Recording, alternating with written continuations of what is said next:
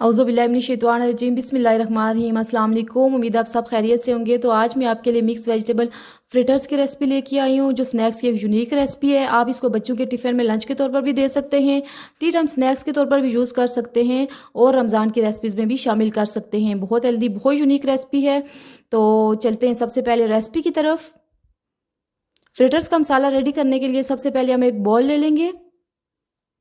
इसमें 1 cup grated गाजर add करेंगे, 1 कप ग्रेटेड आलू ऐड करेंगे, 1 कप बंद गोभी ऐड करेंगे और साथ ही एक छोटी प्याज लेके इसको स्लाइस में काट लेंगे, वो ऐड कर देंगे। हरी प्याज ऐड करेंगे, 1 हरी मिर्च लेके इसको भी बारीक चॉप करके ऐड कर देंगे। साथ ही इसमें पौना कप जो है वो बेसन का चला जाएगा। 1 टीस्पून नमक ऐड करेंगे, 1 टीस्पून धनिया पाउडर ऐड करेंगे, 1 टीस्पून चिली फ्लेक्स ऐड करेंगे, 1 टीस्पून सफ़ेद ज़ीरा ऐड कर देंगे और साथ ही 1 टेबलस्पून अदरक लहसुन का पेस्ट ऐड कर देंगे। साथ ही 1 कप दूध का चला जाएगा। अब इसको अच्छे से मिक्स करके हम मसाला रेडी कर लेंगे। तो फ्रिटर्स की जो वेजिटेबल्स हैं वो आपने ऐसे ही काटनी है। ऐसे ही अगर आप इनको ग्रेट करेंगे तो इससे बहुत अच्छी शेप आएगी, बहुत अच्छी लुक आएगी फ्रिटर्स की। तो यहाँ पे मसाला रेडी कर रही हूँ। यहाँ पे देखिए मसाला रेडी हो चुका है, बहुत कलरफुल लग रहा है।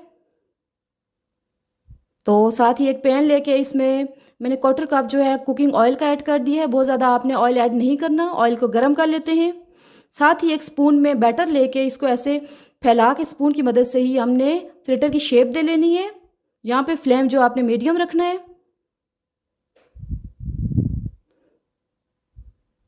ये बहुत टेस्टी रेसिपी है, आप इसको बार बार बनाएंगे।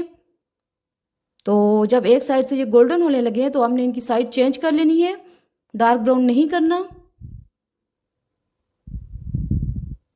आप ये रेसिपी ज़रूर ट्राई कीजिएगा, आपको बहुत पसंद आएगी। बच्चे बड़े सब शौक से खाएंगे। मीडियम फ्लेम पे ये दूसरी साइड से भी कुक हो चुके हैं। तो देखें जी, मज़ेदार मिक्स वेजिटेबल फ्रिटर्स जो हैं यहाँ पे रेडी हो चुके हैं। ऑयल स्क्वीज़ करके आप इनको डिश आउट कर लें।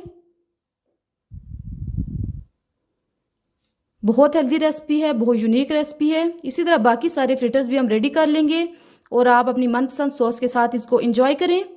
दुआओं में याद रखिएगा और कमेंट्स में आपने मुझे फीडबैक देना है कि आपको मेरी रेसिपी कैसी